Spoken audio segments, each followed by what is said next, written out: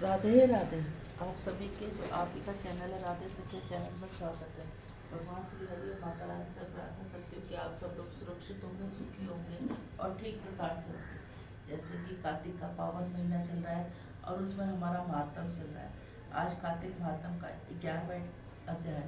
आगे आगे इसमें 35 अध्याय होते हैं, तो बीच में हमें दो दो तीन तीन अध्याय करने पड़ेंगे, तभी 30 दिन में 35 अध्याय चलेंगे। आज 11वां है, लेकिन आज 10वीं तिथि है, कल रमाई काशी है। सब आप सभी को रमाई काशी की बहुत बहुत बधाई। काशी का महात्म भी आपको आज दोपहर में मिल जाएगा।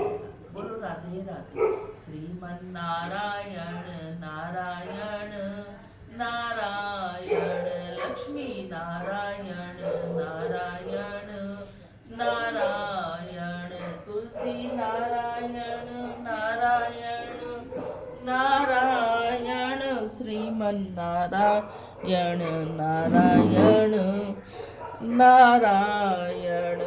हे नाथ नारायण वासुदेवा, हे नाथ नारायण वासुदेवा।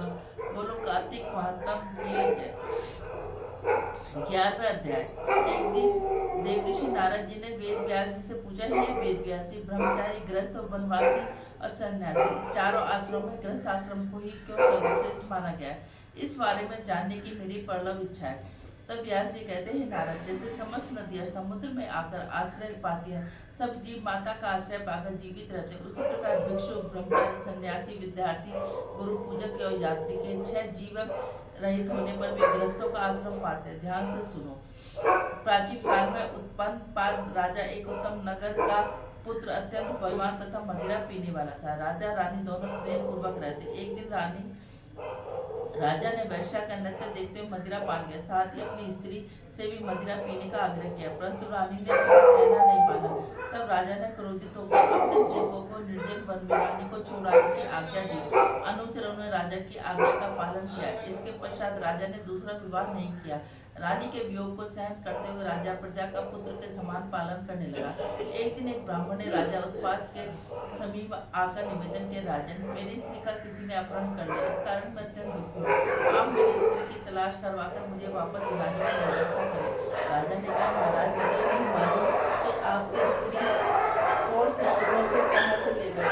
इस स्थिति में उसको ढूंढकर कहाँ से ला सकता हूँ? मैं सुनकर ब्राह्मण बोला, राजन, छठा भाग आपके करके रूप में प्राप्त करने के कारण आप प्रजा के रक्षक हैं।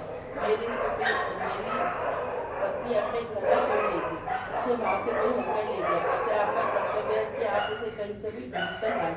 राजा ने कहा, विप्र, मैंने आपकी स्त्री को कभी देखा नहीं और नहीं ये जानता हूँ कि वह कैसा रंग रूप और स्वभाव वाली है, तब मैं उसे कैसे पूछ सकता हूँ? यह सुनकर ब्राह्मण बोला, यदि आप कर्कश स्वभाव की, कठोर वचन बोलने वाले, काले रंग की रूपा है, तब भी मैं उसकी निंदा नहीं करता, क्योंकि वह मेरी पत्नी है, अर्धांगिनी है। यह सुनकर राजा ने कहा, जब तुम्हारी स्त्री ऐसी कुरूप स्वभाव की, तो तब तुमको उसे प्राप्त करने का क्या करोगे? उसके स्थान पर मैं तुम्हें अत्यंत सुंदर शील स्वभाव की अन्य स्त्री दे सकता हूँ। ब्राह्मण ने कहा, हे राजन, मेरी पत्नी मेरे धर्म कर्म की अर्धांगिनी है, अतः उसकी रक्षा करना मेरा परम धर्म है। जो पुरुष अपनी स्त्री की सुरक्षा नहीं करता, उसे वर्ण संकर संतान उत्पन्न होती है और उसके पितर नरकवासी होते हैं। वैश्वगामी पुरुष का कल्याण कभी नहीं होता। जो मनुष्य ऋतु काल के पश्चात अपनी स्त्री से सहवास नहीं करता, उसके पितर 1 माह तक उसके रुधिर में तैरते रहते हैं। ब्राह्मण के ऐसे वचन सुनकर राजा ने अपने शस्त्र साथ लेकर रथ पर सवार को स्त्री को खोजने चल दिए।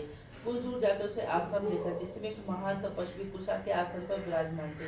राजा के आश्रम में आए देखकर भी ऋषि ने उसको कोई आदर सत्कार नहीं किया। ऋषि कहने लगा, मैं जानता हूँ कि तुम राजा उत्पात के पुत्र हो, मगर यहाँ किस कारण आए हो? राजन ने कहा, मैं महामुनि, एक ब्राह्मण के घर से कोई उसकी स्त्री को हटकर ले गया, मैं उसी की खोज में इधर आया हूँ, मगर न तो उसने मुझे अर्घ दिया है, न ही आप किसी प्रकार का आदर सत्कार किया, इसका क्या कारण है? ऋषि ने उत्तर दिया, राजन, तुम अर्घ योग्य न होते हुए भी इस समय इसके पात्र नहीं, क्योंकि तुमने अपने निरपराध स्त्री का वन में त्याग किया है। जहाँ स्त्री का धर्म है वह तन मन धन से पति की सेवा करे, वहीं से आज्ञाकारी करे, वहीं वह पति का धर्म है कि अपनी पति का यथोचित सम्मान करे। जिस घर में स्त्रियों का सम्मान है वहाँ देवताओं का वास होता है। इसके विपरीत जहाँ स्त्रियों का निरादर है वहाँ सुख शांति कभी नहीं रह सकती। इतना सुनकर राजा अत्यंत लज्जित होकर पूछा, राजन, आप भविष्य और वर्तमान तीनों कालों को जानते हैं, अतः कृपा करके बताइए कि ब्राह्मण की स्त्री को हरकर कौन और कौन कहाँ ले गया है। तब ऋषि ने ध्यान धरकर कहा, राजन, अदिति का पुत्र बालक नामक राक्षस उस ब्राह्मणी को हरकर उनका वर्ग वन में ले गया, तुम उसको ढूंढकर ब्राह्मण का सहयोग कराओ। यह सुनकर राजा मुनि को प्रणाम कर रथ पर सवार होकर उनका वर्ग वन में जा पहुंचा। वहां जाकर राजा ने देखा एक स्त्री बिल्व पत्र खा रही है। ब्राह्मण ने जैसा बताया था वही रंग रूप देखकर राजा ने उसे पहचान लेकर, एक कल्याणी, तुम कौन, इस वन में क्यों आई? तो ब्राह्मणी बोली, मैं अतिरात की पुत्री विलास पुत्र की स्त्री हूँ। मैं उसके अपने घर में सो रही थी, बालक नामक राक्षस अपहरण करके मुझे यहाँ ले आया। यहाँ आने के बाद उसने न तो मुझे किसी प्रकार का कष्ट किया, न मेरा सतीत्व नष्ट किया करने का प्रयत्न किया। इतना होने पर भी मैं अपने पति के वियोग के कारण अत्यंत दुखी हूँ। राजा ने पूछा, है ब्राह्मणी, यह राक्षस कहाँ है? तब ब्राह्मणी ने कहा, वह वन में अमुक स्थान पर गया। जब राजा ब्राह्मणी द्वारा बताए स्थान पर पहुंचा तो राक्षस देखते राजा के चरणों में गिरकर बोला, राजन, मेरे लिए क्या आ गया? तब राजा ने कहा, हे निशाचर, तू ब्राह्मणी को क्यों हर कर लाया? यदि तो इसके साथ विवाह करना चाहते हो तो अत्यंत स्वरूप है, यदि तेरे खाने की इच्छा तो वैसा कह। तब राक्षस, राजन, मेरे घर में अनेक रूपवती अप्सराएं, इसके अतिरिक्त मैंने कभी किसी स्त्री का भोग की इच्छा नहीं की, नहीं मैंने मांस भक्षण किया।